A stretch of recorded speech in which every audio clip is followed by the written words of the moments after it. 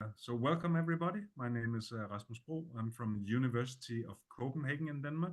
And with us today, more importantly, is Andreas Baum from the Technical University of Denmark. And he works sort of in the interplay of chemometrics and the real heavy machine learning AI. So maybe I should just give you the word, Andreas, and get started. Thank you, Rasmus, and especially thanks for having me. It's an honor to present this work here in the webinar. And it's funny now you mention work at the interface of chemometrics and ML and AI.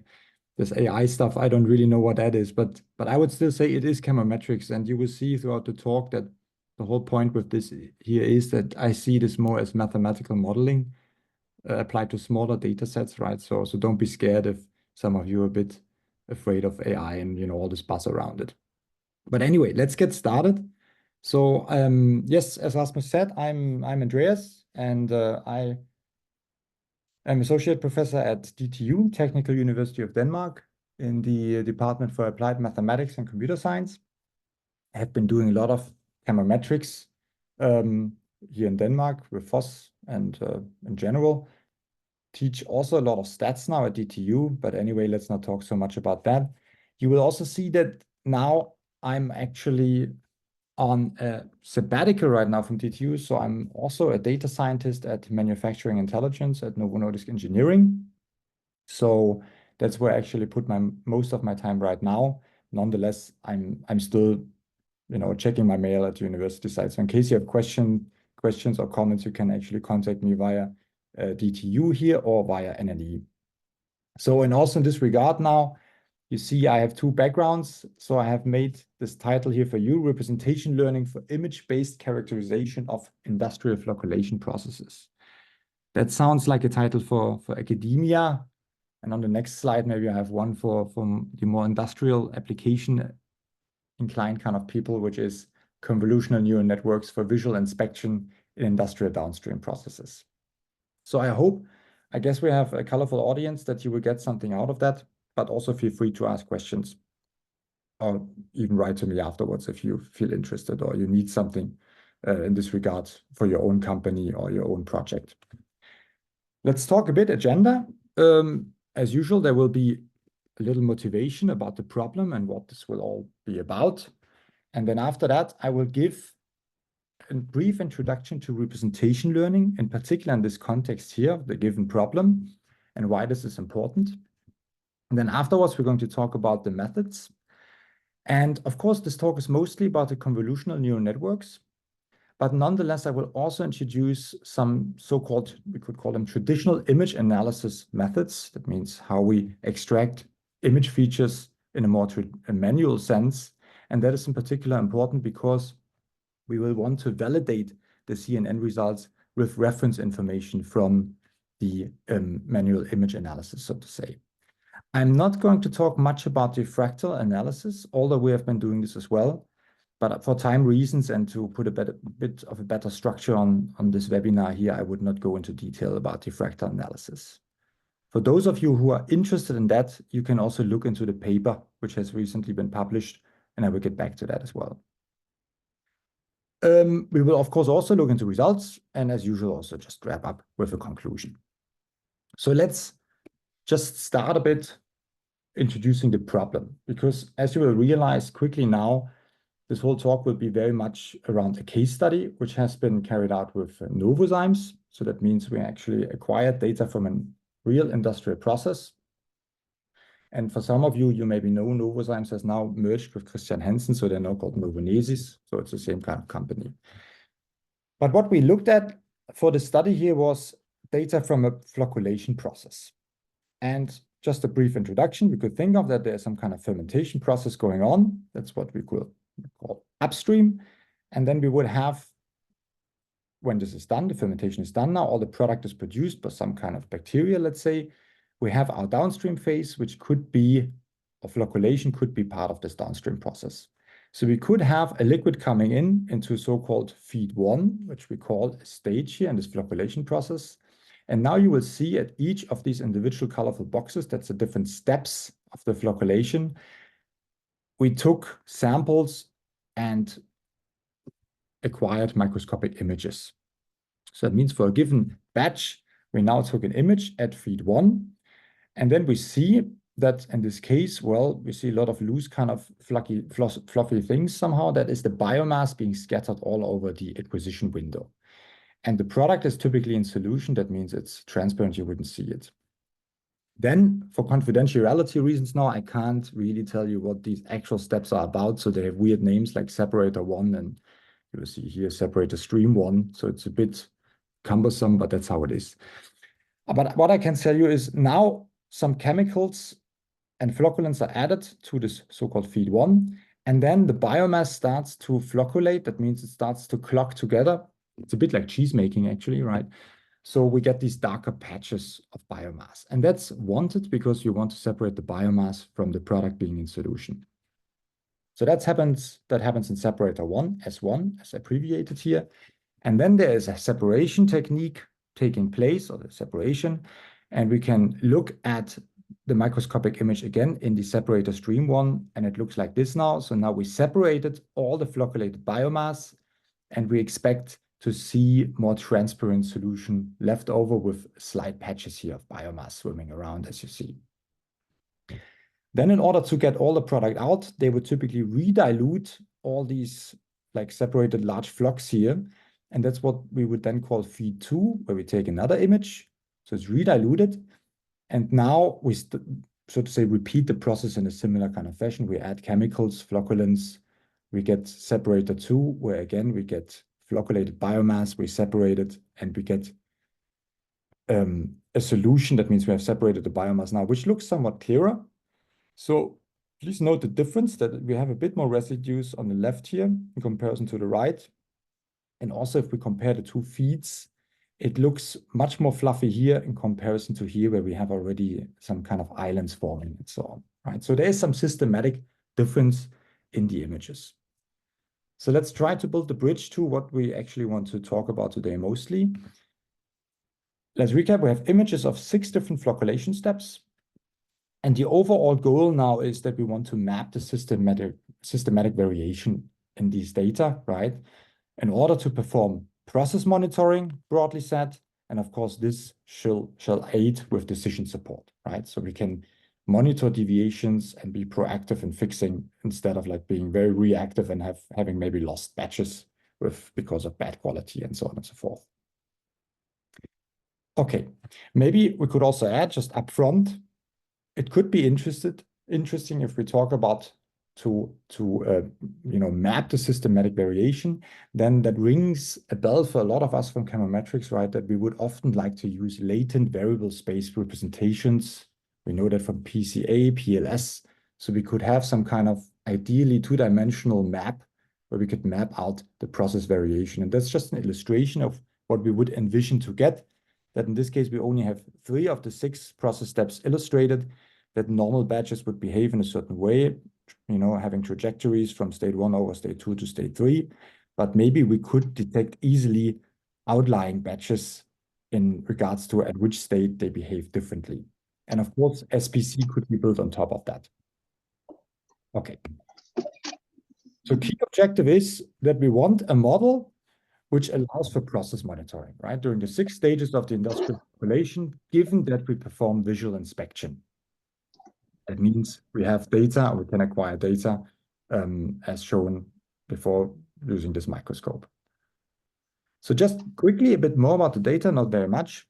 I talked about it before. We have, wait, I should just realize there is some button here. I just admit some people from the waiting room. Okay, how do I get rid of this one again? So we have microscopic images now of 17 batches. And just for those of you who are interested, we used an instrument called the oscilloscope. If you have further questions regarding this, you can get back to me. I can tell you more. And from these 17 batches, we in total acquired 118 raw images. We use 100 of these raw images for training. That's our training set. And these 100 images contain images from all 6 steps of the flocculation process.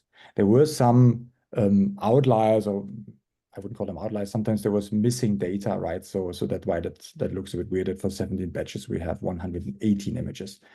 But it's not really important right now. The only important thing is that we have representatives of all 6 stages in a stratified context here in the training set. And then you realize the sample size is very small. We have a test set of only 18 images. Something else to note is that the training set was augmented, and that was only done for the CNN analysis. So for the training set, we now get, in an augmented sense, 4,200 images in total. And of course, the test images we would like to evaluate without augmentation. So that's just 18. You will also see a test set sample size of 18 is very small. So you would expect, of course, a lot of noise if we evaluate things like accuracy and so on and so forth. We will see that later on as well. And some of you might already probably look a bit funny now and think, okay, we have only a train and a test set, whereas the validation set or the so-called development set, and that's a good point. Given the small sample size here, we work without a validation set, but we use other means of validation, and that's what this talk is a lot about, actually. So we, so to say, save some images from the third set by not having it. And you see here some illustrations of how the augmentation is actually performed. In A, we see an image, probably of feed 1, something like that. And then we simply mirror the image. In this case here, we have a symmetry axis, and we mirror again. In this case, we have 2 axes. And then we just use simple translation to generate new images from these mirrored images, so to say. So very simple, but since it's more about thermodynamic state here, we can also just use these tools. We don't need to do anything otherwise fancy. Okay, so let's maybe talk a bit about this representation learning. And I would like to start with a quote of Alberto Ferrer. He is a professor at the Polytechnical University in Valencia. And it's funny because I had a meeting at D2 Compute once with him and Murat Kulashi, and he just said, the answer lies in the latent variable space. And I always like that a lot. And I refer to that a lot also for projects I'm doing because, you know, especially in the machine learning paradigm and world, we could think a lot of end-to-end modeling, as it's often referred to. So we just do some kind of classification modeling, regression modeling, whatsoever. But as we, especially maybe from chemometrics, are used to having representations like score plots and things like that, right? And loadings attached. We like quite a lot to understand what drives the differences between different archetypical behaviors in a score plot and so on, right? So I think there's a lot to gain from looking into a latent variable space, right? And that's what all this representation learning, which is going on a lot in deep learning and machine learning right now, is also about. So we will focus on this in particular now. But let's even dive a bit more into the detail because we could think of a so-called ternary system. And now I maybe can't quickly ask how many of you know a ternary system. I would assume some of you, but let's maybe quickly introduce a little example. In this case, this is from the handbook of alloy phase diagrams. So what you see in a ternary system is typically a triangle, like you see here on the left. This is about different stainless steels, depending on phase kind of compositions, or like compositions of metals. In such a ternary system, you typically have the vertices, which represent pure states. In this case, this one, which I'm drawing right now, would be pure nickel, 100% nickel in a composition. The top vertex here would be 100% chromium, and the left vertices here would be 100% iron. Now, as a consequence, we would have the edge here being in the middle. Here we would have a 50-50 mixture between chromium and iron. Here we would have a 50-50 mixture between chromium and nickel, and here between iron and nickel. And then if we would connect all of these lines, just like this, in a way, we would find the point where if you would cut out this ternary system in paper, you could maybe balance it by having your finger below that point. And that would be the point where you have 33% of each of these 3 constituents. And the beautiful thing of this, and that's a so-called property closure, is that as long as you stay within this ternary system, within the triangle, you will always add up to 100% of constituent. And therefore, you can use this quite nicely now, and that's what's done here, to map that if you, for example, have a point here with the constituent and these relations to each other, you would end up in the so-called blue kind of alloy here, which is named like this, right? So that's where these ternary systems are used a lot, and I also remember that from physical chemistry phase diagrams. That's quite heavy. But let's maybe actually go forward and make the bridge to what I'm talking about here. And maybe just back again. What if we have a mixture of 3 pure configuration states? Could maybe also think thermodynamic states, right? So that's something you see on the right here, but I could also go straight to the next slide where we look at the traditional image analysis method.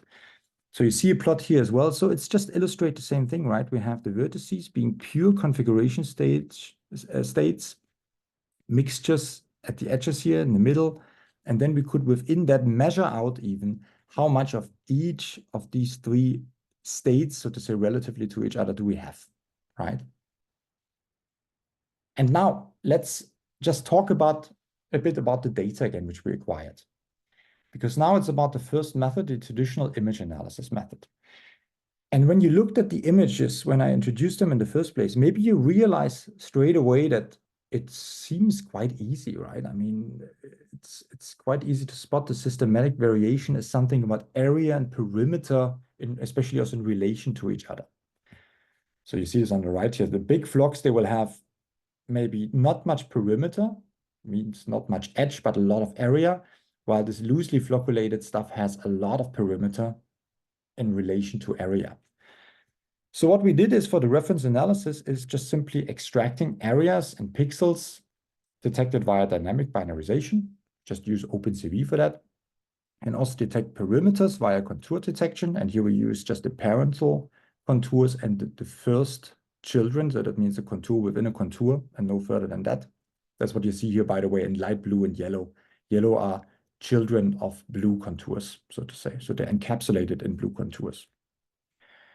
And if we do that, then we could, for all of these images, that's what you see here in the top left plot, we could plot the area on the x-axis as detected in pixels times 1000 and the perimeter on the y-axis. And then we see, well, some images, not surprisingly, maybe like this one, number 2, has almost no area and no perimeter, while some images would have a lot of area, as they are far on the right, but very little perimeter. That could be one like this, right? And maybe we have also images which have intermediate area and high perimeter, so to say, but not so much area. So that would be an image like this. And if you think about it now, that smells of a ternary system itself, because you have, so to say, we could call it pure configurations here with nothing. You have, in an ideal sense, completely loosely distributed texture. And in the most extreme case here at the vertex, you would have a complete dense big flock, right? And then you have other observations, which would be just observations within this triangle, right? So that would be mixture of states. So one could look, for example, at observation number 4. It would have intermediate, not so much area. So that's this one here, right? Still not much perimeter. If we look at image 5, located over here, that has a lot of area, but more perimeter. So it starts to be more, so to say, located here somewhat, right? So in other words, it makes a lot of sense to have a systematic representation of your data here, right? And it would be nice that whatever we do also in an ML context, that we could learn a representation even within a classification model, or even if we want for something else in a regression model, which would yield this systematic variation and, so to say, this representation. Let me just a bit quickly. Yes. So now I can't skip further. Why is that? Oh, here we go. Yes. So now I said we also looked into fractal analysis as a reference method. And that's typically just really quick, a method which is used to assess self-similarity of structures. And it would typically work quite well. Refers a bit to box counting. Let's not look at this so much. We just basically perform this box counting, perform PCA on top of it, and just using 2 principal components, you actually also see that you actually see quite some triangular representation here using PCA on top of that. What I didn't mention now is that we treat this problem in the context of a classification problem. So that means we would use either area and perimeter, like seen before, as input to a multinomial logistic regression model. Or here we could do the same. We could just use the A scores for classification in the multinomial logistic regression model. Okay, but let's look at what we actually want to talk about. Jeg prøver at skrive det over, men... Excuse me? Was there a question, or maybe it was just... Please mute yourself, Maxime and Patrick. All right, so it was maybe just an accident. So let's talk about the actual convolutional neural network part. And here, I've been playing with 3 different architectures, and you will see why. So it's, yeah, you will see. So the first one we see here now, that's what I would refer to as CNN1. For each of these architectures, we have an input, which we call X. That's what you see on this stage here. And then we have a first convolutional layer, conv1. And after that, we have a second convolutional layer acting on the output of conv1. And after the second convolutional layer, we have the embedding, which we could also just say that's our latent variable space. So we define how many latent variables we want to have here, how many knots. In this case, it's illustrated as 3. And then after that, we have a softmax layer, which is basically taking care of our classification part. So we get probabilities of each observation belonging to one of these 6 classes, right? Okay, now we see the math down here, and we could spend quite some time on actually looking at this. But there's actually something much easier to in a second. So I don't want to spend much time on it. So in case this is a bit confusing, then just don't really focus much on it. But it is basically just telling that you have convolutional kernels here in the first convolutional layer, which have a certain dimensionality, k times k is indicated here, right?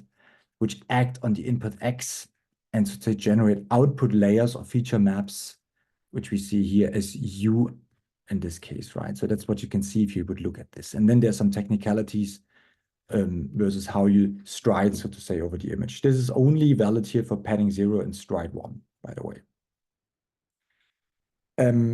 Let's maybe just look at the visualization of that. That's much easier to understand. So this, what you see here, is just taken from the web. There's plenty of material out there, so it's very easy to find, where you just see the convolution operation. It is simply a filter, in this case 3 times 3, so that's the kernel size, 3 times 3, and it just convolves over the image and weighs the individual pixels with weights which you train, and that generates an output as a linear combination, so to say. Here's a different view of that, where you see in the corner on the left, there's this dark blue rectangle, 3 by 3. You see the weights, which, let's say, at the current state of learning a network, would be applied to the image, and they would produce the output as seen on the right. And that has been around for a long time. These convolutional layers, they can learn to detect edges or shapes of all kinds of sorts and so on and so forth. So that is quite state of the art by now.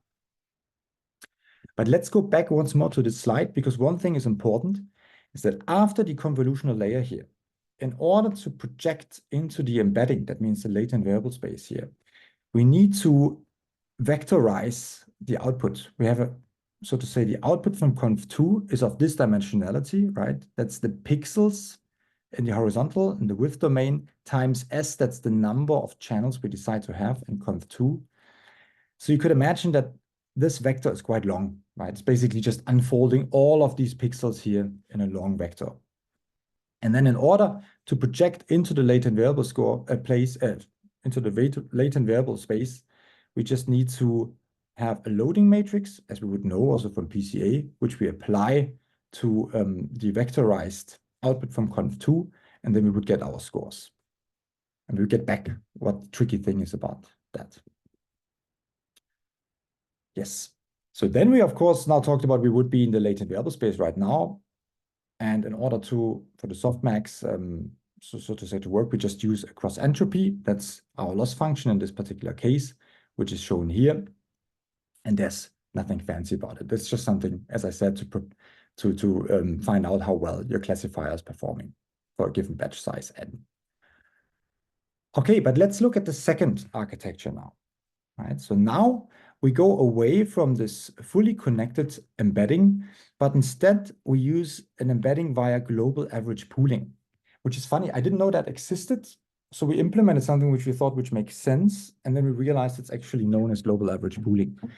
And in a nutshell, what we do here now is, instead of vectorizing the entire, all of these channels here, these S channels, and having one weight per pixel per channel, which is a lot, right? We just say, and that's global average pooling, we have just one per latent variable.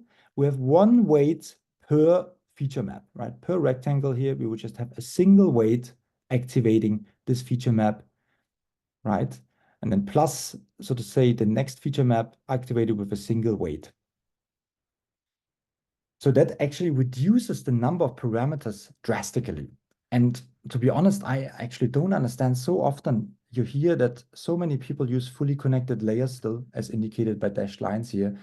And it's crazy over parameterizing a network. And often that's why they fail to learn.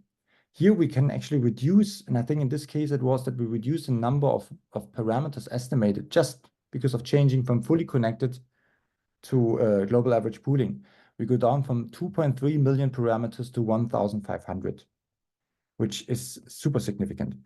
So now the matrix, right, of our loading vectors P1 and P2, as indicated that we get two latent variable scores here, would simply be understood as concatenating the two loading vectors P1 and P2 here, right? So the loading matrix P is now of dimensionality of S, which is the number of output channels from conv2, times R, which is the number of latent variables, in this case 2.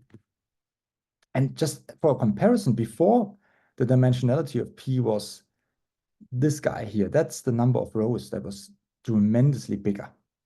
And it is also really important to underline, here it comes in where domain expertise matters. We're looking only at thermodynamic states. We're looking at area and perimeter and stuff like that. We don't try to find Mickey Mouses and Plutos and things like that. So we don't need a weight per pixel.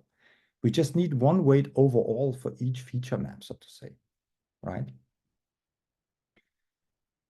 But we did advance the second network one more time, and that was that now we still apply global average pooling, but on top of that, we now say that we give penalty, and that's something we implement via the loss function. We give penalty if we have deviations that the loading vectors are not orthonormal, right? So these guys here now, they're just simply supposed to be they're mutually orthonormal, right?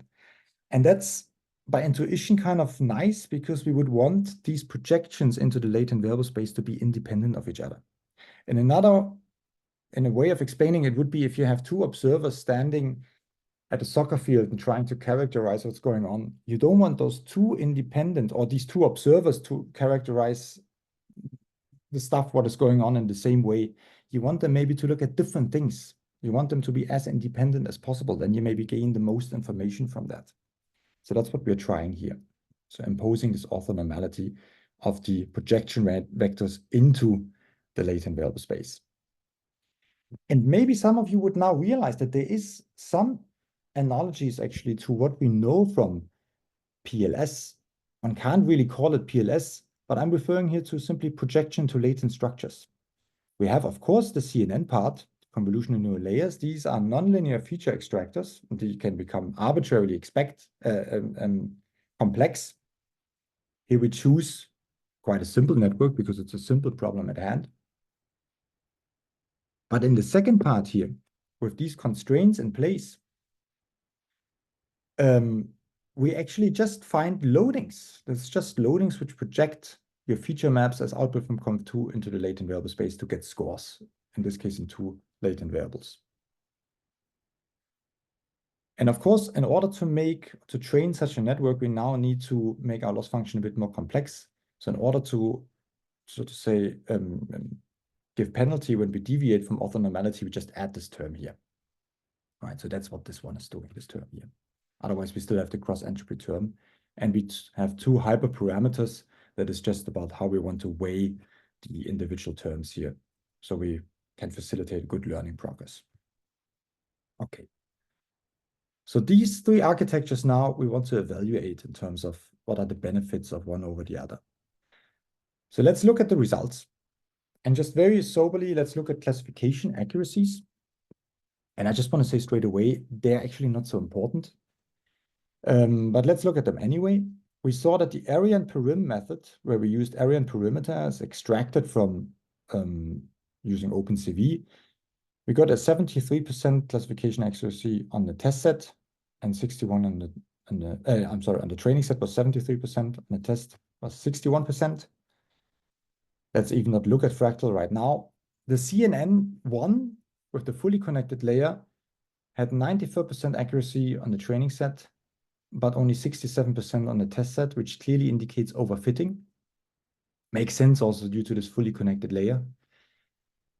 CNN2 used global average pooling. Remember, that's where we reduced the number of parameters estimated into the embedding. So now we see that we have the gap between training and test set is much smaller. So that's already nice to see. And CNN3 was the last network now where we just imposed this orthonormality as well.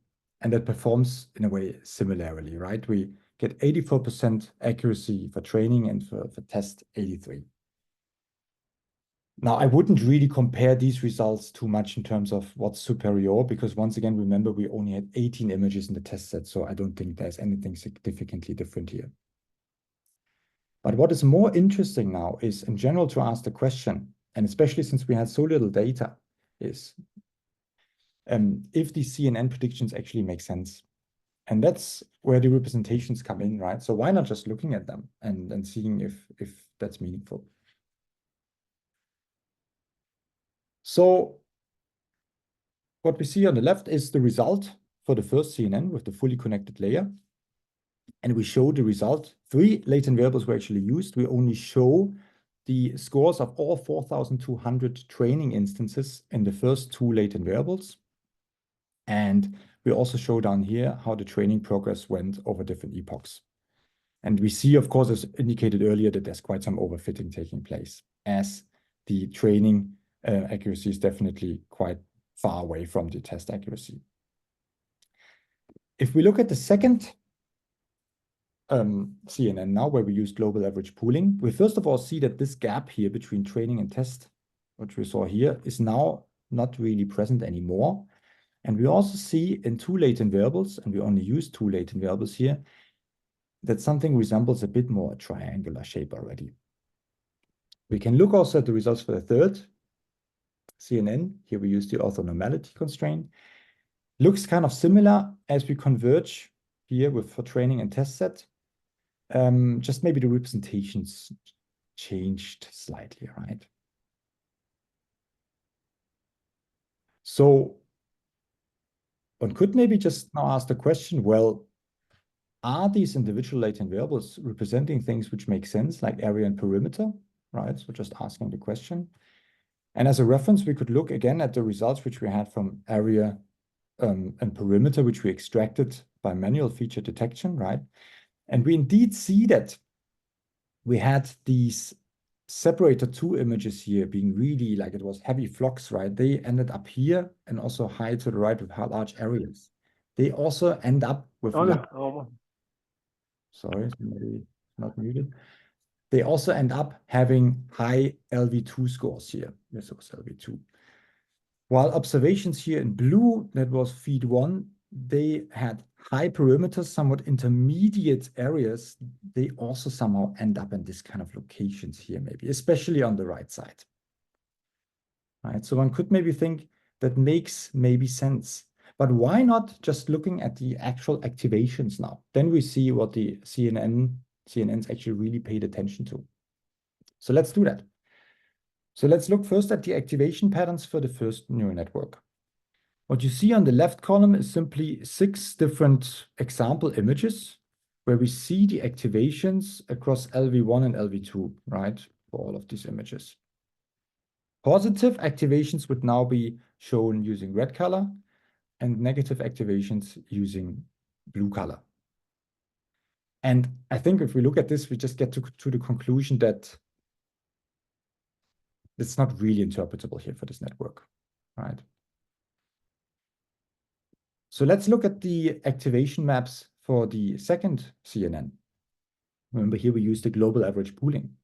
Well, now it looks a bit more interesting.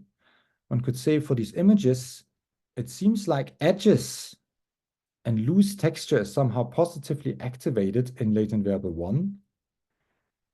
And in latent variable 1, it for sure looks with positive activations at area, right? And that's a bit more what we would expect it to do. That makes a lot of sense, at least by domain expertise, by subject matter expertise.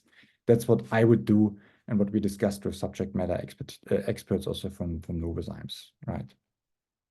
So it makes a lot of sense. We gain a lot of interpretability here already, but we could now go ahead and look at the third one. Here we added now the orthonormality constraint to make the projections independent, right, into the latent variable space.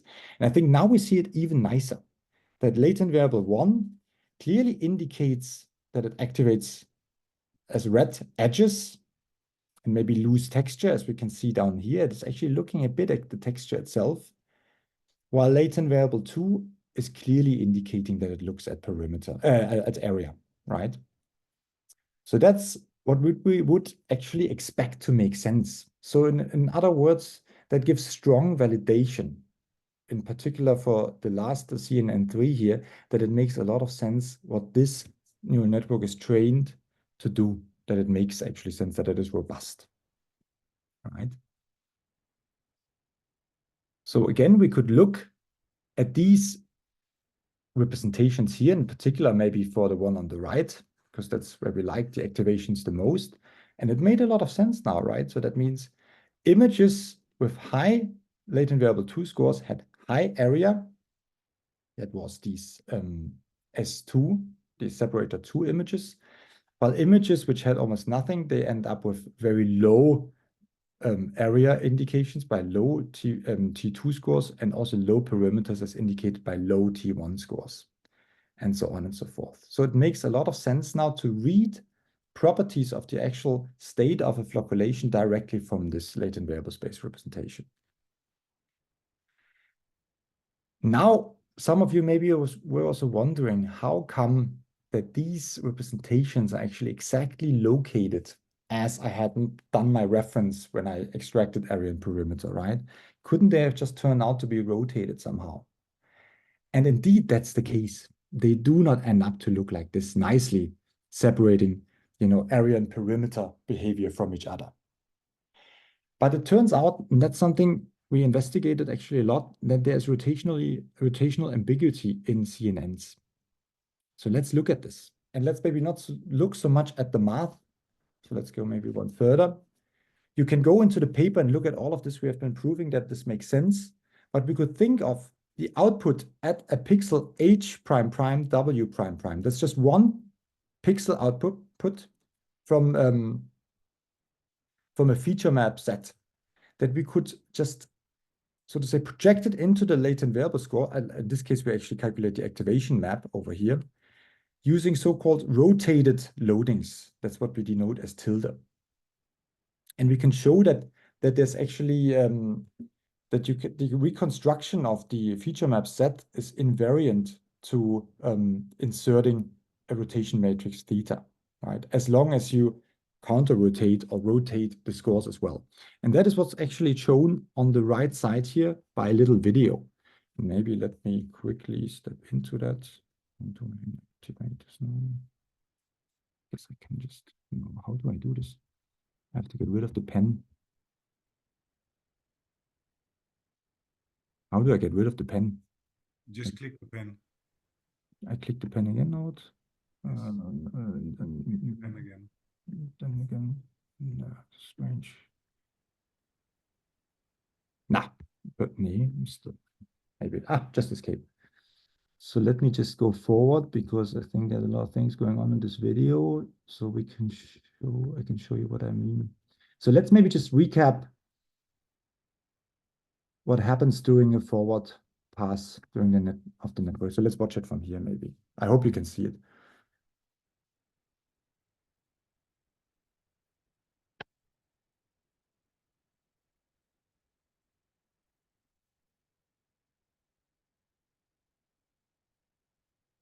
So these are the loading vectors, P1 and P2. And they're almost orthonormal. And using them, you see the activation maps below, the colorful ones. Depending on we're doing this rotation right now, depending on where we are in the rotation, the activation maps look, of course, different. Right? And in the bottom, we see that we also rotate the scores in the latent variable space.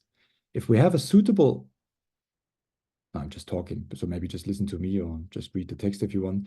If we have a suitable rotation objective, we can simply define that we find a rotation angle theta which maximizes some sort of objective. And what we did here is that we simply said, well, rotate as long as you maximize correlation of latent variable 1 scores, so that you maximize the correlation of latent variable 1 scores with the perimeter and latent variable 2 scores with the area. And if we do that, and that happens now, if it just rotates on a bit and will stop somewhere where this criterion is met. So at some point it will stop, then you get this result that latent variable 1, and that's what I showed also before, looks at perimeter mostly, and latent variable 2 at area. Right, and then there's some interpretation of what that all means, as we covered this before. So I hope you can see that somewhat this makes sense, right? That you have some kind of representation, like in PCA. If you have a representation in the PCA model, you can also rotate the scores and the loadings invariant to reconstruction, right? And that's more or less the same thing, just applied here to representations in CNN. Okay, a last thing, maybe before I want to finish, or you all fall asleep, it's already 45 minutes. With that in place, right, we could now use such a latent variable space representation of a model, CNN3, for example.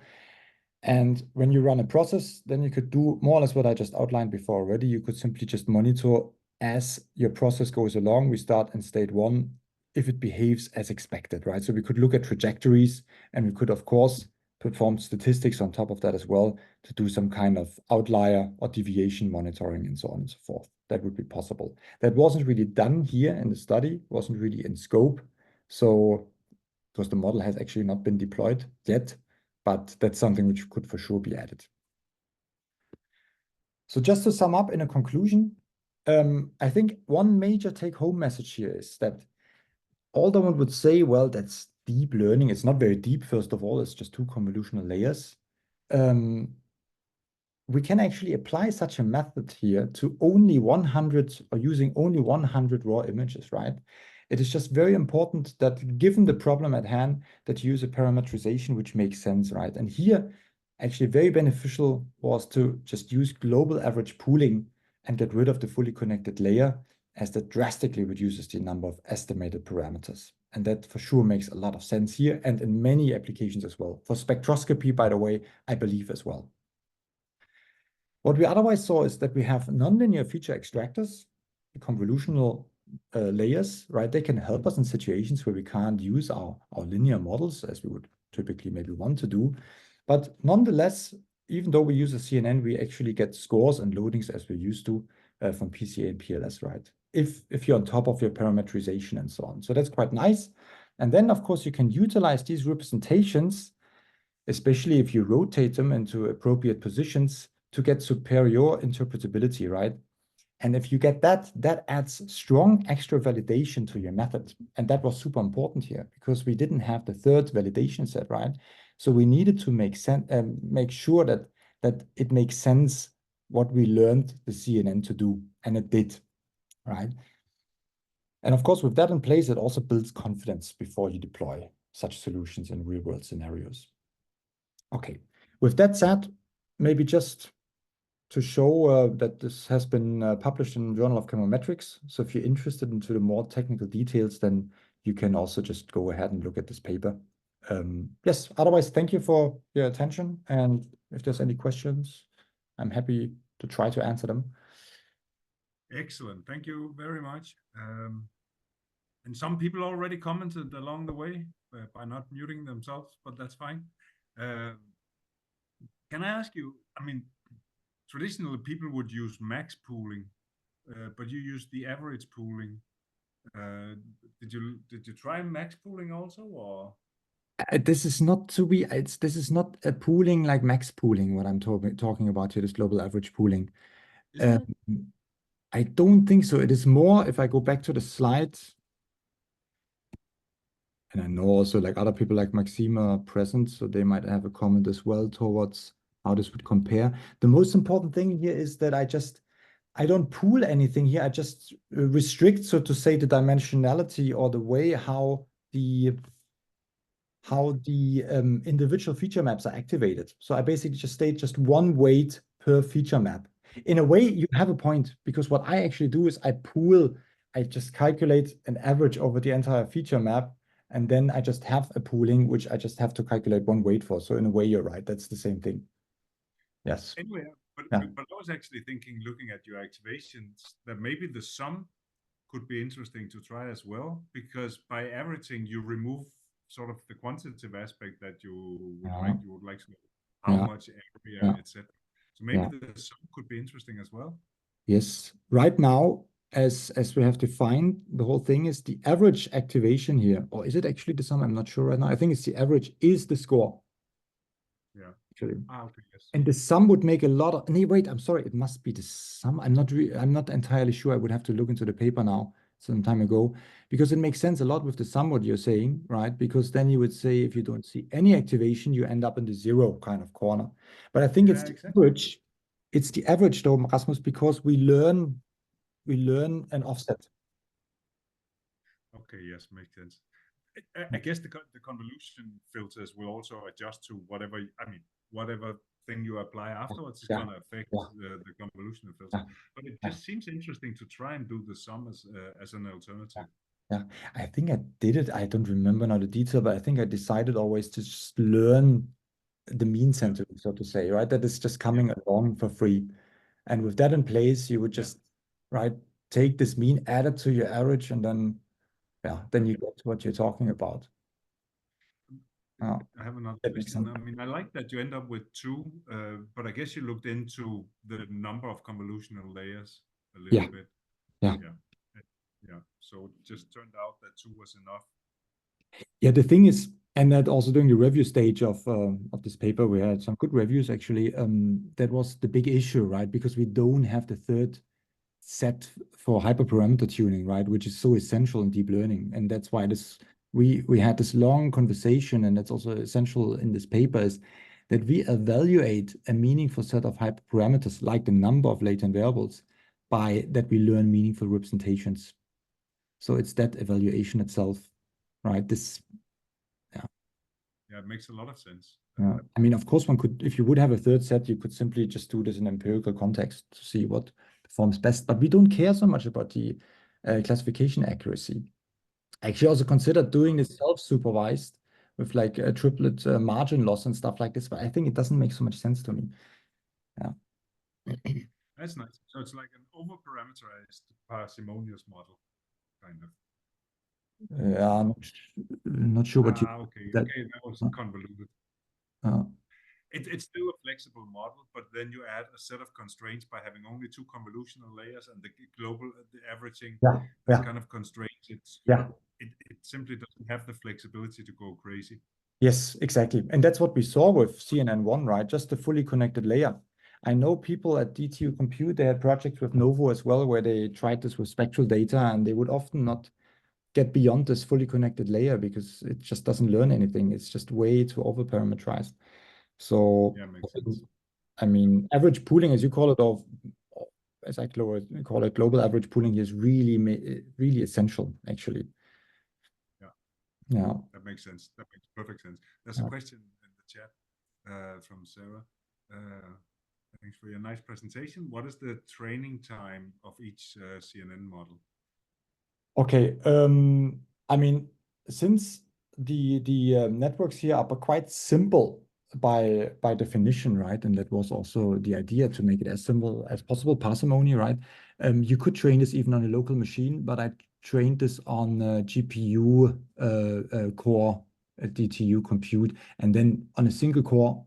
And I don't know the specs now. You can look into the paper. I think it took around just 5 minutes for each network. That means really evaluating this across these 30 epochs, as you see here. So it doesn't take very long. Once again, this is not deep learning. This is just, so to say, just utilizing some tools from the deep learning toolbox to apply to a domain-specific problem, I would say. It's like the shallowest deep learning you can. Yeah. It's in a way deep learning for small data, or shallow learning, if you want to call it like that. Yes.